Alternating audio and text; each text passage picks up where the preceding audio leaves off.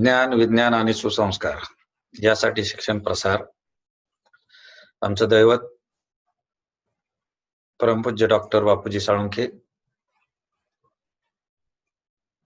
श्री स्वामी विवेकानंद शिक्षण संस्था संचलित रामकृष्ण परमहंस महाविद्यालय उस्मानाबाद.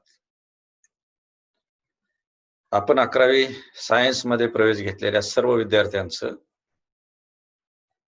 मी प्राध्यापक Wagh B K, head of the department of biology, आपलं मनापासून सहर्ष स्वागत करतो.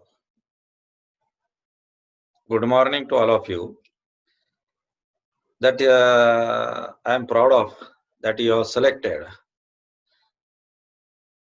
one of the standard college in Marathwada region. This college have a big history. It maintains only standard and concern only with educational programs to encourage the students for their better future. Our college is maintaining different educational programs.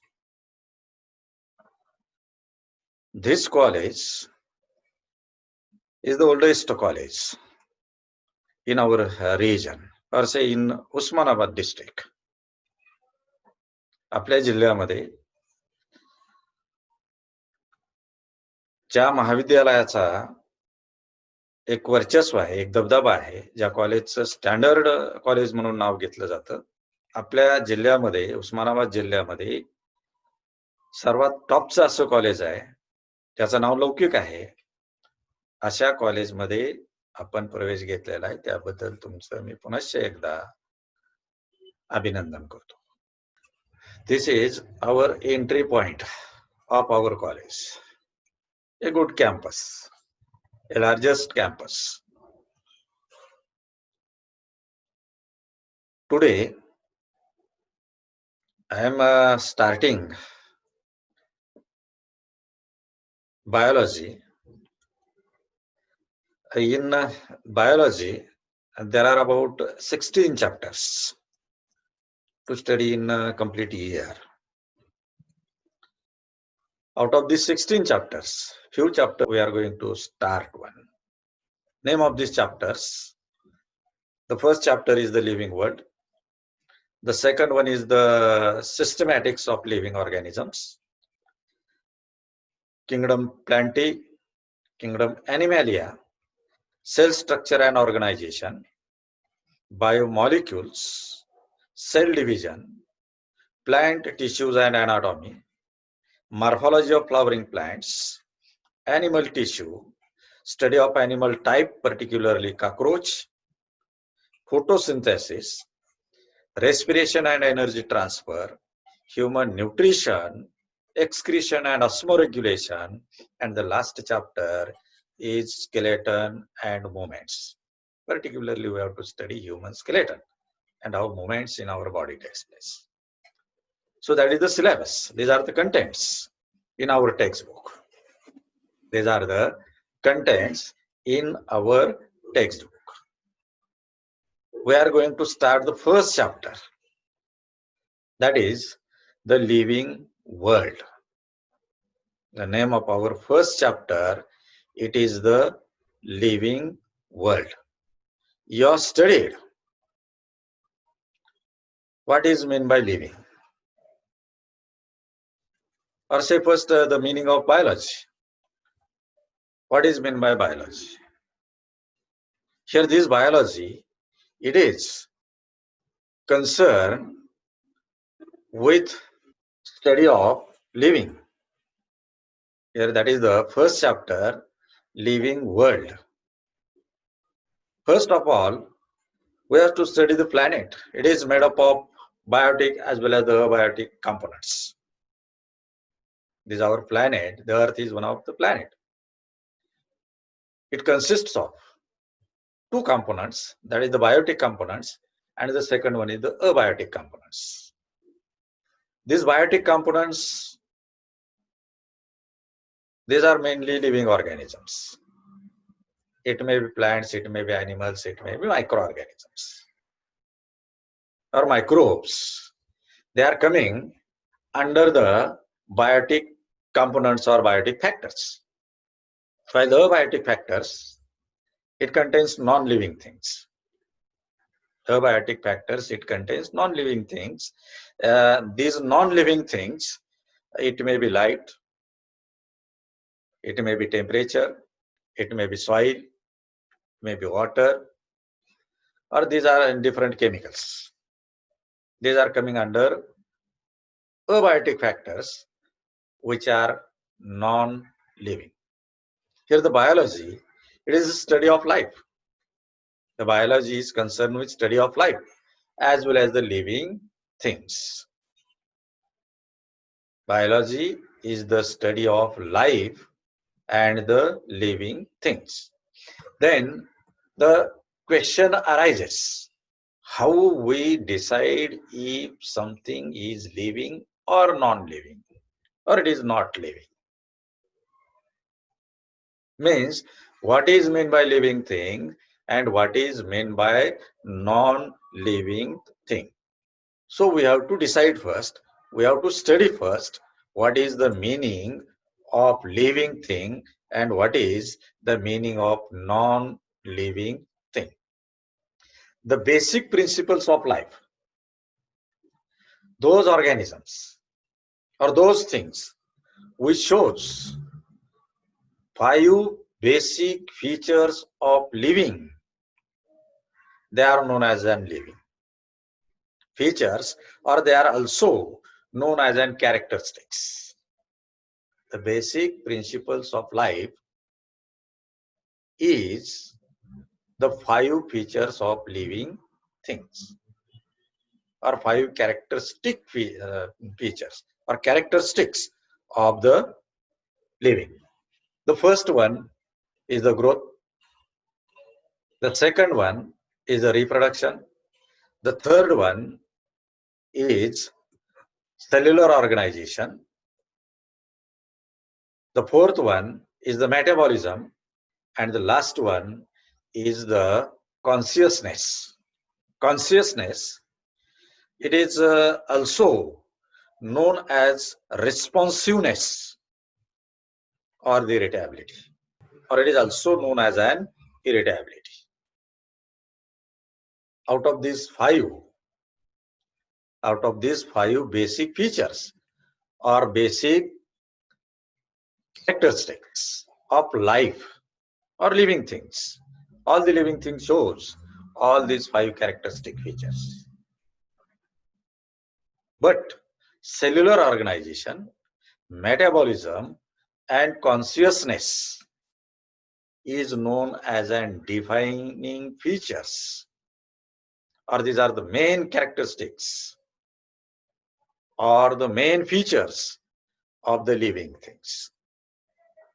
They are known as defining because in all the living organisms we find these characteristics. In all the living organisms, the metabolism takes place from smaller organism up to complex larger organism. The consciousness, it is also found from smaller organism to larger organism, including plants to animals, as well as all the living organisms. They are made up of cells. Its body is composed of cells. Without cell, there is no any living organism. Without cell, there is no any living organism. So, cellular organization, metabolism, and consciousness are known as defining features, while the growth and reproduction are known as these are not defining features. These are not defining features of living organism, because there are different regions. There are some exceptions for growth as well as for reproduction. So growth and reproduction are not defining features of living things, while the cellular organization, metabolism, and consciousness are known as an defining features. Sometimes the question are asked to the NEET exam that write the basic features of living organisms. These all are the basic features. But if the question arises and asked, write defining features, or what are the main features? What are the defining features of living things? Then you have to write only, cellular organization, metabolism, and consciousness. These are the defining features of living organisms. So that is about the defining features and not defining features of living organism. Concept of say defining features is no exception in either living or not living. Say the first is the growth. First feature or the characteristic of living organism is the growth. Here the meaning of growth. All the living organism grow. All the living organism. Say from smaller to larger. They can increase either in its size, either in its volume, either in its weight, either in its height. So the growth, it takes place in all the living organisms. But the growth, the meaning of growth is it refers as increase in mass and increase in number. Increase in mass and increase in number. The mass with respect to body structure, volume, weight, height. It is concerned with mass of the organism, mass of the body. Means the growth refers as increase in mass and increase in number. Say increase in mass is found in all multicellular organisms. Increase in mass found in all multicellular organisms. Say larger organisms, including plants as well as animals. They increase its increase in its body mass. While increase in number, it is found in unicellular organism.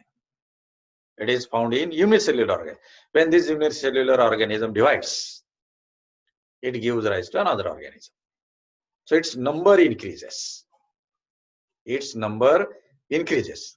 So body mass, here increase in mass, which is found in multicellular organisms, while in unicellular organism, reproduction and growth, it occurs at the same time. In unicellular organisms, say example amoeba, say example euglena, say example paramecium, or some of the examples of plants also. Here, these unicellular, like that of the chlorella, which is found in plants, is a unicellular. This organism, its reproduction and growth, both processes, it occurs at the same times, or they takes place simultaneously. They takes place simultaneously, but at the same time. But they grow by cell division. These unicellular organisms, they grow by cell division. But in multicellular organism, the growth and reproduction are mutually exclusive events. Exclusive events means the organism grows, body mass increases, increase in mass takes place. Afterward, the reproduction takes place. When it attained the maturity, either it's the plant or either it may be animal, it attained the maturity, further the process of reproduction takes place. Means this, in multicellular organism, the growth and reproduction cannot take place at the same time. It cannot occur simultaneously. It occurs at different times. It occurs at different times. So that is the difference between increase in mass and increase in number in unicellular as well as the multicellular organisms. Means unicellular organisms, growth and reproduction takes place simultaneously, while in multicellular organism, the growth and reproduction cannot take place simultaneously.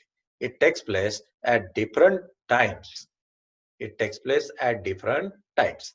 Increase in mass is a growth. Increase in mass is a growth.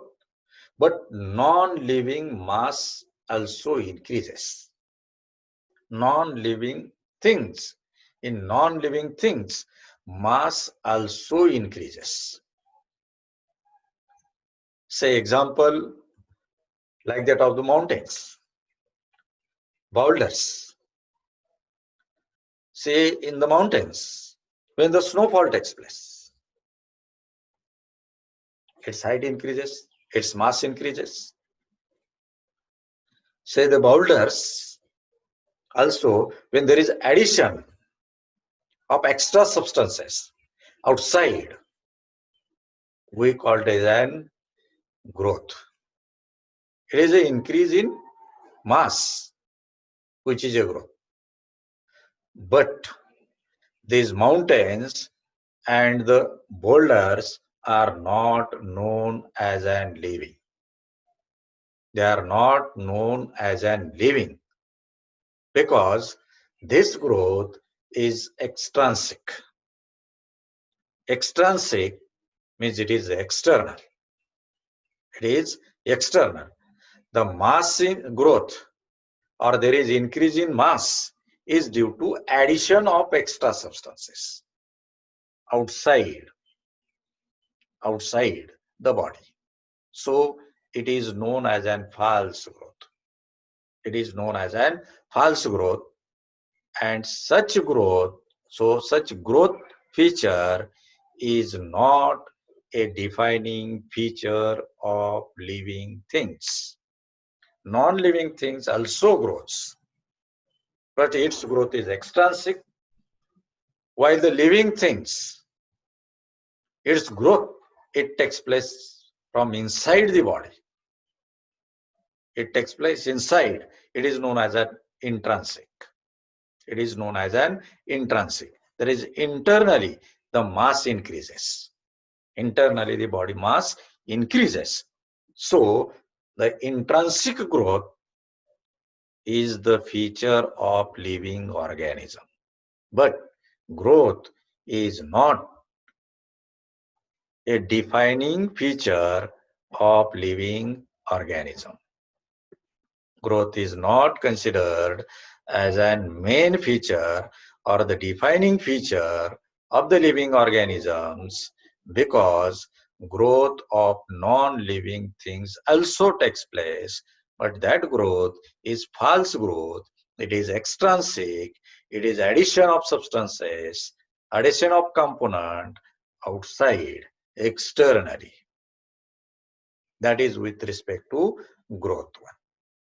Then the second one, here intrinsic growth is defining feature.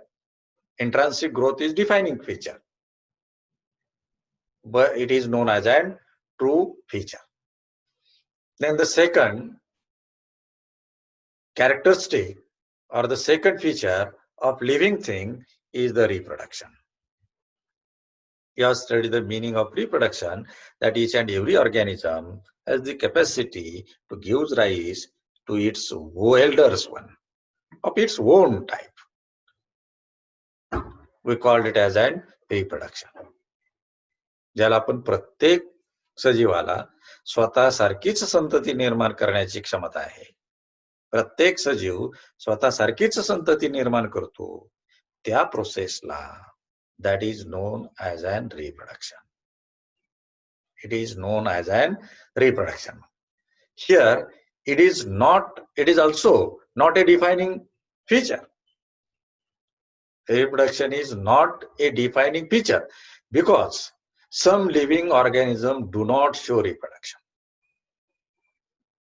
This reproduction is also not a defining feature or not a main feature of living things, living organism, because some of the living, there are some exceptions.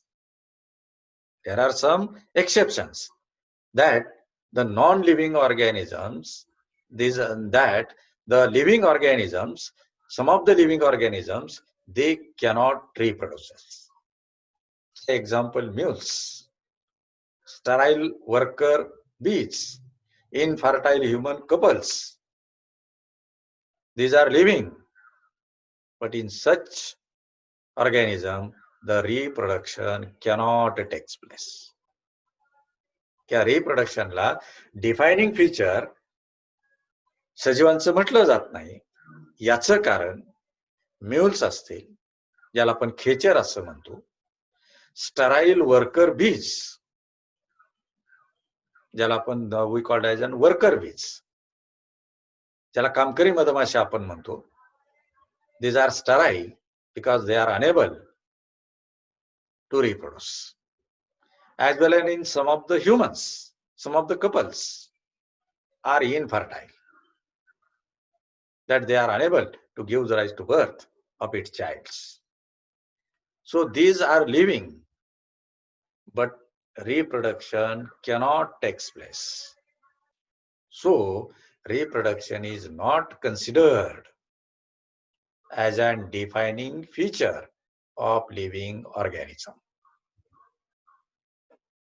Here, that is with respect to reproduction. Here the reproduction is of two types. The sexual reproduction, asexual reproduction. The asexual reproduction, it takes place in lower organism. The sexual reproduction takes place in higher organisms. That you have to study next year. Then the third feature or the characteristic of living organism, it is known as an cellular organization. Cellular organization. Here the meaning of cellular organization means the body of all the living organisms. It is made up of cells. It is made up of cells. So below the cell, you have studied there are the different levels of organization. It may be atoms. The atoms are made up of, say, protons, neutrons, electrons. Further one, there is formation of cell. Aggregation of cell leads to tissues. Tissue leads to tissue system. Further, so and so and so. But below the cell, anything is not called as living thing. Cell सोडून त्या ठिकाणी कोणत्याही घटकाला सजीव म्हटलं जात नाही. Say for example, the viruses.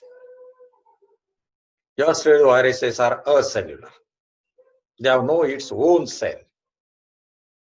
They have no its own metabolic machinery. But they has the capacity of reproduction. They has the capacity of reproduction, nuclear material, either DNA or the RNA. Either they contains DNA or RNA as a genetic material. Its replication and duplication takes place. So they are known as an living. But they have no its own cell. They have no its own metabolic machinery. So they are known as a non-living. So here the viruses, they are not considered as an living as well as the non-living. But they are on the border of living and non-living things. The viruses shows the characters of living things as well as the characters of the non-living things also. So like this one, the viruses, they are neither living nor non-living. Okay. Here that will be the end of today's lecture. In today's lecture, we have studied the three basic features of living organisms. Here we can stop. Thank you.